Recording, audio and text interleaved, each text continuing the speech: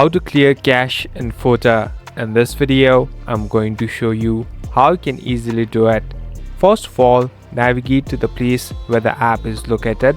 Now simply tap and hold on to it. Here on the top, you can find this eye icon. Simply tap on this eye icon. Now we in this app info. In other mobile devices, you can directly go to settings and open app info. Here on the right bottom, tap on clear data. Here you can find two different options, clear all data or clear cache. Simply tap on clear cache and at last hit on OK. Now all the temporary files are completely gone. Now you can simply go back and restart the app. Thank you for watching this video. I hope this video will help you.